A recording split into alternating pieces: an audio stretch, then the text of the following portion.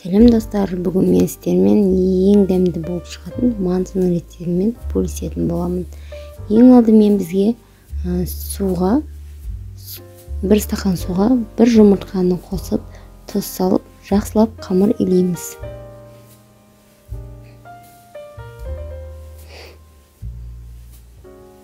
Достар, менің каналыма тіркеліп, лайк басып, комментарий жазып кетіңіздер.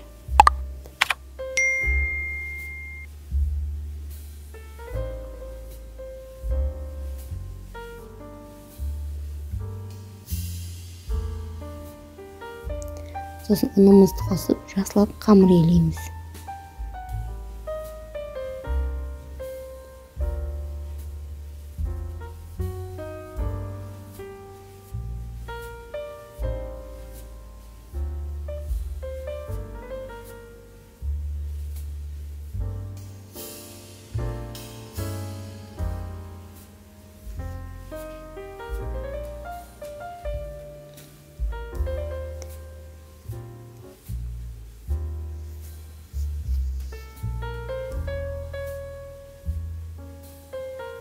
Дайын болған қамырымызды 10-15 минутқа қалдырамыз.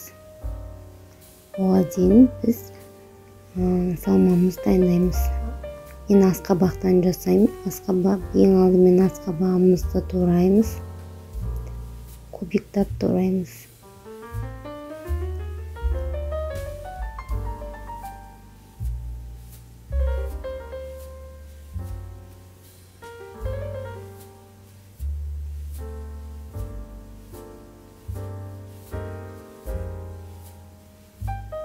Сосын картопты тураймыз.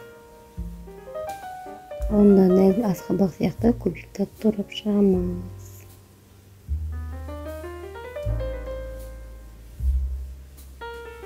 Картоптан соң пиязымызды турап, жақсылап араластырамыз.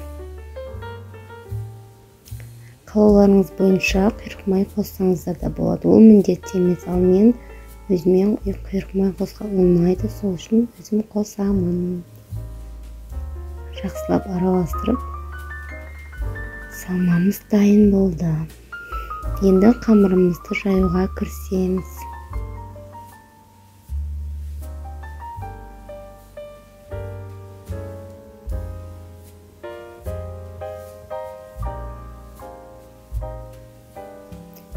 Қамырымызды бөліктерге бөлеміз.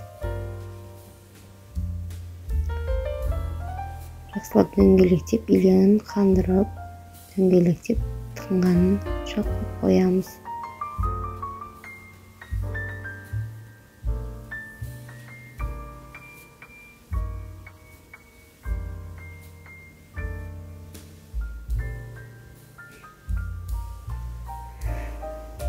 Ал енді қамырды жаюға кірісеміз. Біз қамырымызды қатты қылып илейміз. Себебі мантыны жайған кезде қамырыңыз қатты болса, ол езіліп кетпейді. Жұқалап қамырды жайып шығамыз.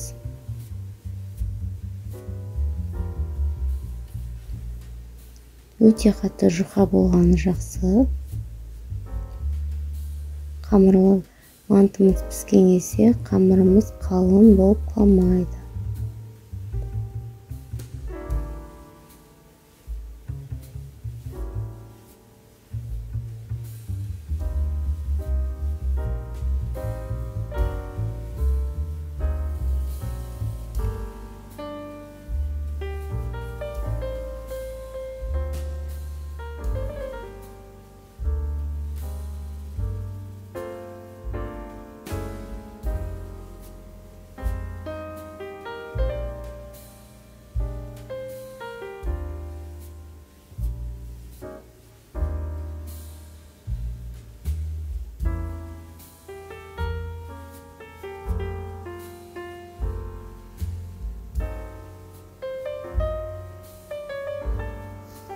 Ал енді жайылған қамырды үстіне қойып, кесіп шығамыз.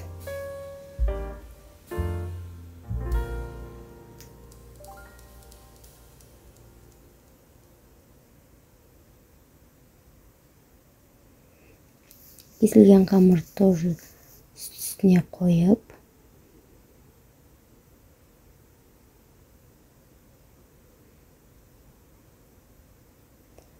төрт бұрыштағы қылып кесіп шығамыз оны да.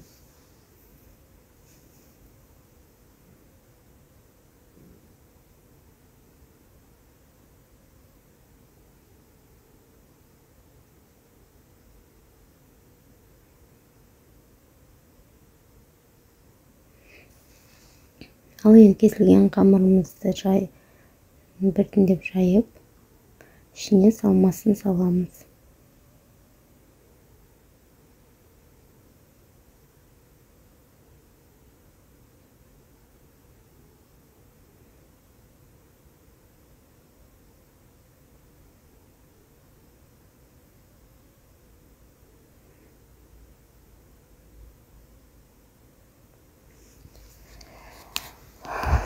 Екі жанынан алып, мантыны түйеміз. Мантыны түйені бәріңіз білсеңіздер керек. Енді оны ыдысқа салып, мантының ыдысына салып, бір-бірін жабыстырмай салып шығамыз. Ал енді суымыз дайын болды. 40-45 минутқа қойып қоямыз. Піскенше күтеміз. Бетін жақсылап жауып, демдеп қоямыз. Ал асымыз дайын. Енді өз қалауларыңыз бойынша бетіне сармай жақсаңыздар болады. Беті жұмсақ болып, әдемі болып тұрады. Жақсылап жағып шығамыз сармайды.